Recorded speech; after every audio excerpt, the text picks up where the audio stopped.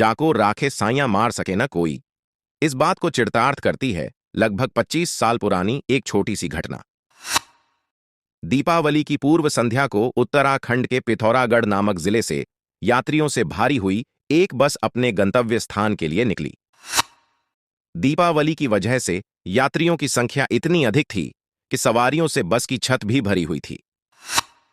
जब बस लगभग आधी दूरी तय कर चुकी थी, अंधेरी रात में पहाड़ियों के बीचों बीच बस में कुछ तकनीकी खराबी आ जाने के कारण एक भयानक सड़क हादसा हो जाता है और बस पहाड़ियों से टकराते हुए हजारों फीट नीचे गहरी खाई में गिर जाती है।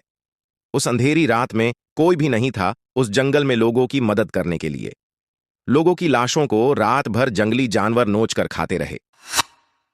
जब दूसरे दिन सुबह हुई और मदद आई तो पता चला कि सभी यात्रियों की इस भयानक दुर्घटना में दर्दनाक मौत हो चुकी है। लेकिन तभी जंगल में रह रहकर एक छोटे से बच्चे के रोने की आवाज गूंज रही थी।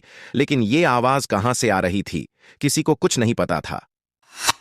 काफी मेहनत मशक्कत के बाद आवाज की दिशा में चलते हुए कुछ लोग एक चीड़ के पेड़ के नीचे पहुंचे और जब ऊपर की ओर देखा तो काफी ऊंचाई पर पेड़ की एक डाल पर सफेद कपड़े में बंधा हुआ एक बच्चा झूल रहा है, जिसकी उम्र मुश्किल से 7-8 माह होगी। जो जोर जोर से रो रहा था। उस बच्चे के चारों ओर कुछ जंगली पक्षी मंडरा रहे थे।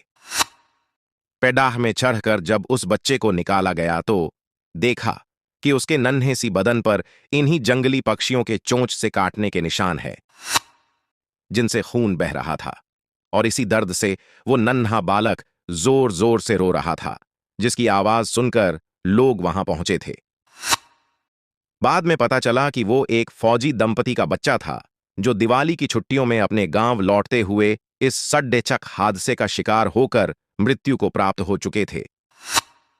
लेकिन उनका यह बच्चा किसी तरह से उनके हाथों से छिटककर पेड़ की डाल में लटक गया, जो रात भर ठंड और भूख से लड़ता हुआ उन जंगली जानवरों का शिकार होने से बचा रहा, जो रात भर लोगों को नोचते रहे। आज 25 साल बाद उस भयानक काली रात में एकमात्र जीवित बचा हुआ वो नन्हा बच्चा अपने पिता के ही कदमों पर चलते हुए भारतीय सेना में मेजर के पद पर कार्यरत है।